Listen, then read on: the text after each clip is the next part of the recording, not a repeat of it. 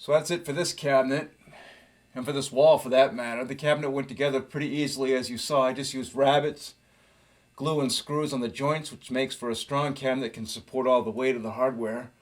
Also, I used poplar because I ran out of 3/4 inch plywood, and it didn't matter because I was going to surface it with pallet wood, which I ran out of also.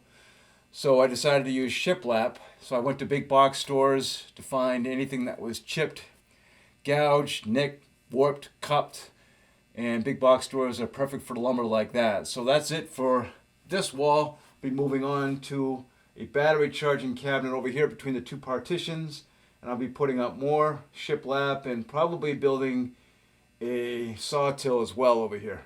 So anyway, thanks for sticking with me, and I'll see you next time.